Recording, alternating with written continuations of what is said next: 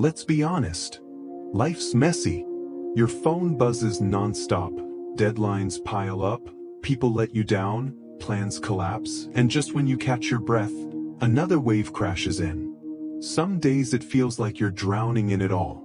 But what if there was a way to stay calm, right in the middle of the storm? What if you could move through life's chaos with clarity and peace, no matter what gets thrown your way? That's not a fantasy.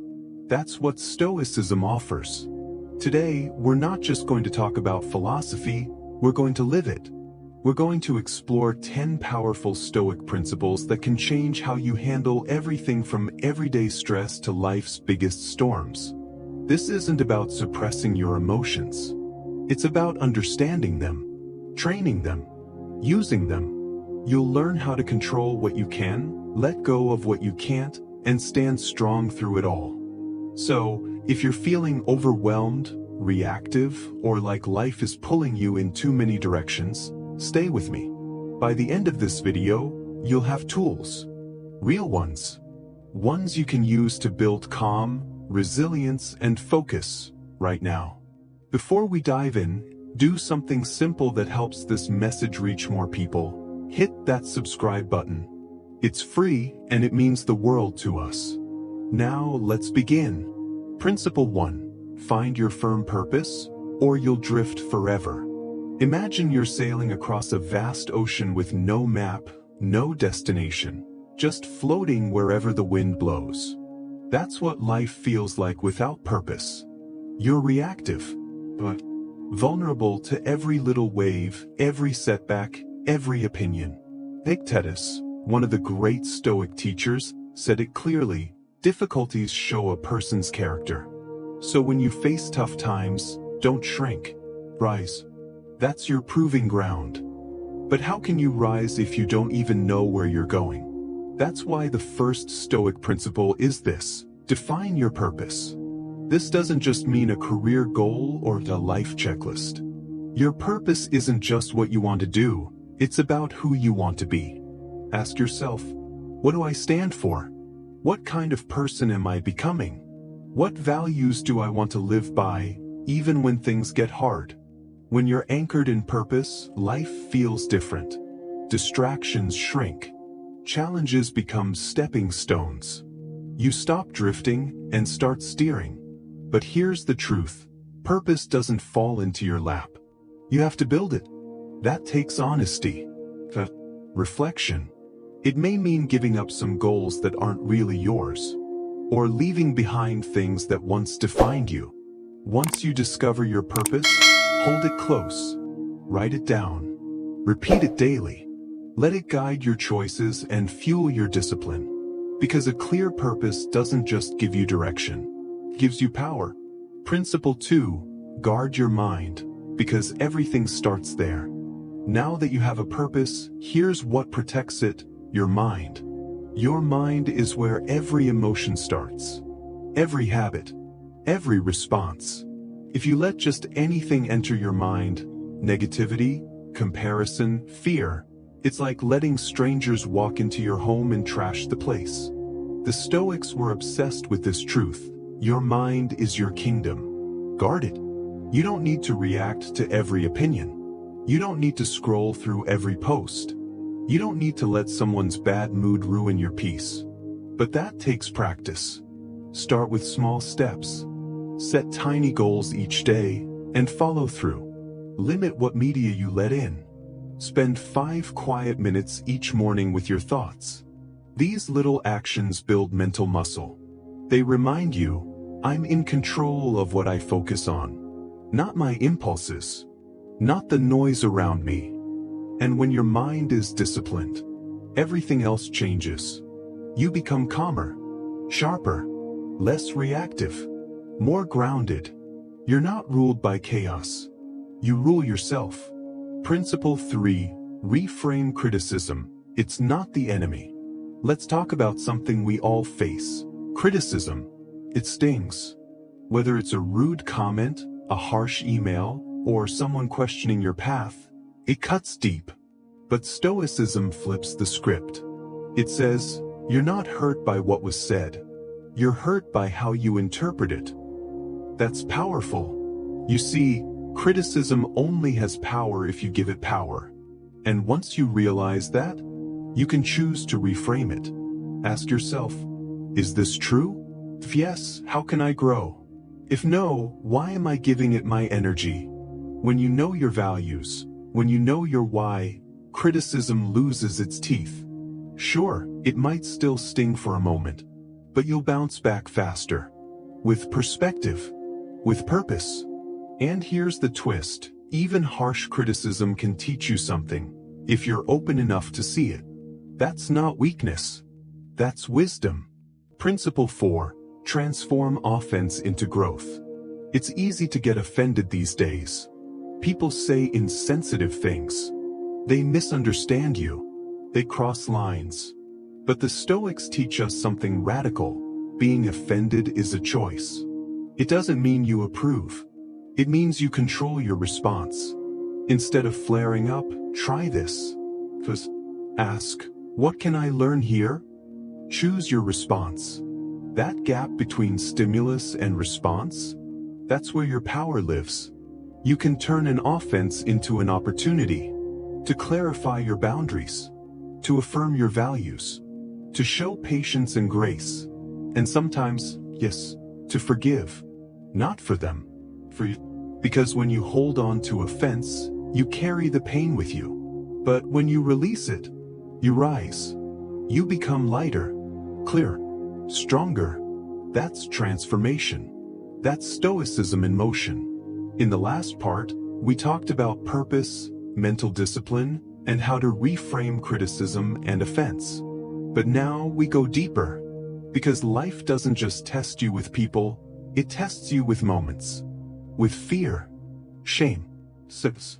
And here's the question Stoicism teaches us to ask. What if the things you fear most aren't as powerful as they seem? Principle 5. Face fear and shame with logic, not panic. Epictetus once said, "What frightens us is not the thing itself, but our opinion of it." Let that sink in. Fear doesn't come from the world. It comes from our thinking. It comes from imagining the worst, from magnifying uncertainty, from telling ourselves a story we never fact-checked. Let's say you're terrified of public speaking, but usually it's not the act, it's the fear of judgment, of making a mistake, of people laughing or tuning out. But pause, breathe, examine that fear. Will one awkward moment destroy your life? And even if it's uncomfortable, it will pass. And you will grow. That's the Stoic view. Not to avoid fear, but to dissect it. Break it down until it no longer controls you. And the same goes for shame. Shame is the voice in your head saying, "You're not enough. You messed up. You're unworthy." But Stoicism teaches us, you are not your past. You are not your failures. You are your choices right now. Shame only sticks when you believe it. But when you face it, learn from it, forgive yourself, and move forward. That's how you break free. Principle 6. Anticipate obstacles, so they don't shake you. Here's a tool the Stoics used every day, something called premeditatio malorum. It means premeditation of evils. It sounds dark, but it's actually brilliant. They would take a few moments each day to imagine what might go wrong. What if I lose my job? What if this meeting falls apart? What if the person I love misunderstands me? Why would they do this? To prepare. Not to worry, but to build calm in advance. Because if you've already thought about it, you're less surprised, less shaken, more ready, and that makes you flexible, clear under pressure. In today's world, this means think ahead, visualize challenges, mentally rehearse your best response. Then, when life throws a curveball, you're not thrown off. You adjust, you adapt, you act, because you saw it coming, and now you're grounded. Principle 7. Reflect every day, so you grow on purpose. Marcus Aurelius ruled the Roman Empire. But at night he was just a man, with a pen. He journaled. reflected, reviewed his day. Because Stoicism isn't about knowing what's right, it's about doing it. And doing it better tomorrow. So here's a practice. Every evening, ask yourself, where did I act from fear? Where did I lose my temper? Where did I show strength, grace, patience? No judgment, just honest review. You'll start to see patterns. You'll start to sharpen your awareness. And awareness is power. Over time, you stop repeating the same mistakes. You stop reacting on autopilot. You become more you, the version of you you're working toward. And that's the point. Principle 8. Master the gap, choose your response. There's a tiny moment between something happening and how you respond. It's so small most people miss it. Someone cuts them off in traffic, they rage. A rude comment online, they lash back. But Stoicism teaches us that moment is everything. That's the space where your power lives. Because in that pause, you get to choose anger or calm, reacting or responding, ego or alignment with values. And here's the thing. The more you practice the pause, the bigger that space becomes. You create a buffer between you and the world.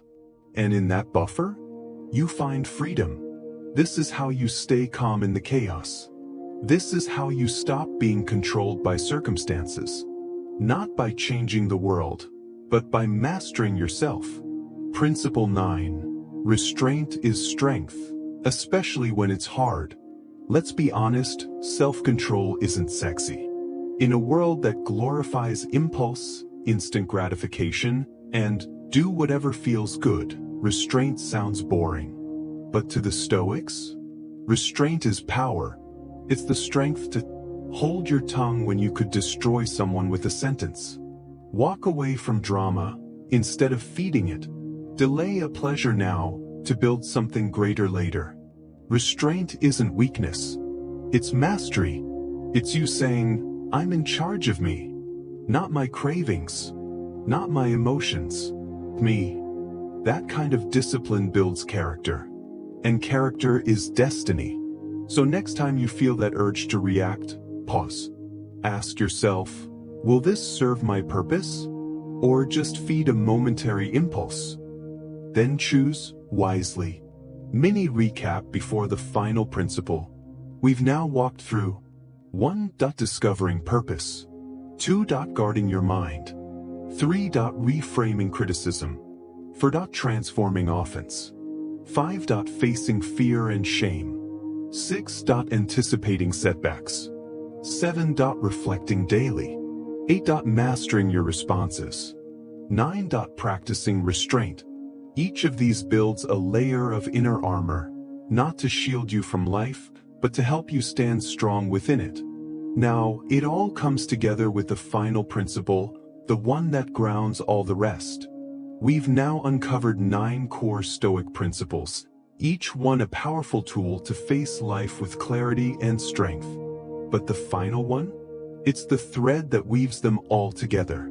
Principle 10. Live according to nature, and return to who you really are. Now, this phrase, live according to nature, can sound vague at first. What does it mean? Do you need to move to the mountains? Give up technology? Walk barefoot and grow your own food? To the Stoics, living according to nature meant something much more powerful and deeply personal. It meant, live in alignment with who you truly are. And live in harmony with how life really works. Let's unpack both. Part 1. Align with your inner nature. You were born with reason, with a conscience, with the ability to think, reflect, create, and choose. That's your nature, not fear, not chaos, not impulse. So to live according to nature is to live with intention. It means using your logic, your empathy, your wisdom, not just reacting to urges or social pressure. Marcus Aurelius wrote, "A person's worth is measured by the worth of what they value." So ask yourself, what do I truly value? Are my actions reflecting those values? Am I living a life I'm proud of, or just existing? When your actions and your values align, you feel it. That peace, that clarity, that's you living naturally. Part 2. Accept the nature of life itself. Nature isn't just inside you. It's outside too. It's the seasons, the cycles, the truth that nothing stays the same. And when you try to resist that truth, when you demand that life always be fair, or easy, or under your control, you suffer. But when you accept life's natural rhythm, you grow with it. You understand? People change. Plans fail. Time moves forward. And none of that is wrong. It just is. The Stoic lives in that acceptance, not with bitterness, but with readiness.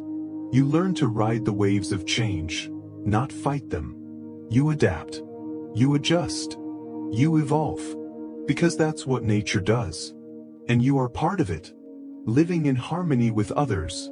We weren't meant to live alone. The Stoics knew that we're social beings, designed to live in connection, not isolation. So to live according to nature is to treat others with respect, with fairness, with compassion, even when they don't deserve it. But because that's your nature, not theirs. You don't act kindly because others are kind. You act kindly because it's who you are. You take responsibility for your half of the relationship and release the need to control theirs. That's how you stay steady, even when people let you down. Simplicity is natural. Return to it. Another part of living according to nature? Letting go of the unnecessary. The Stoics believed in simplicity, not as punishment, but as clarity.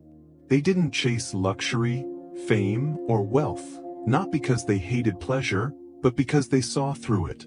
They knew you don't need much to live well. You just need to focus on what matters. So simplify. Declutter your thoughts.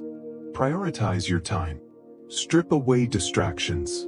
And come back to the essentials. Who you are. What you stand for. The people you love. The purpose you serve. Everything else? Optional. Gratitude is natural. Practice it daily. Look around you. Really. You're alive. You're breathing. You're learning. You have this moment. The Stoics practiced gratitude not to be sentimental, but to stay grounded. They didn't take life for granted. They appreciated it actively. And that mindset, the habit of noticing what's already good, makes you stronger. Gratitude turns what you have into enough. And it gives you peace in a world obsessed with more. So try this. Each morning, before the rush, name 3 things you're grateful for. Not just big wins.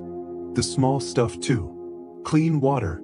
A working brain. The second chance. That shift? It's quiet, but it changes everything. Bringing it all together, the Stoic way to live fully. You've now walked the full Stoic path. Let's recap. 1. Purpose gives you direction. 2. Mental discipline guards your clarity. 3. Criticism becomes feedback. 4. Offense becomes strength.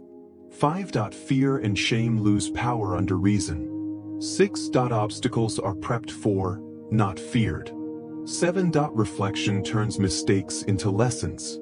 8. Self-mastery gives you choice. 9. Restraint gives you power. 10. Living according to nature connects you to your true self, your purpose, and the world. This is more than a mindset. It's a practice. A way of being. You won't always get it right. And that's okay. Stoicism isn't about being perfect. It's about choosing better each day. With calm. With courage. With character. You have everything you need, right now. Here's the final truth. You don't need to wait until things are less chaotic. You don't need to fix everything first. You already have everything you need to live well, right now. A mind that can reason. A heart that can choose. A body that can act. A day in front of you to begin. The Stoics would say, begin it. So wherever you are, whatever you're going through, choose one principle. Just one. And start applying it today. Not all at once. Not with pressure. Just on purpose. And over time, those small shifts become a quiet revolution. You become calm in the storm, focused in the noise, grounded in yourself. And when people look at you and ask, "How are you so steady?" you'll smile. Because now you know, it's not that life got easier. It's that you got stronger. Closing message, your next step. If this journey into Stoicism has helped you, share it. Hit subscribe. Leave a comment with the principle that spoke to you most. Share this with someone who needs strength right now. And above all, keep going. This isn't just a philosophy. This is your practice. This is your path. This is your time.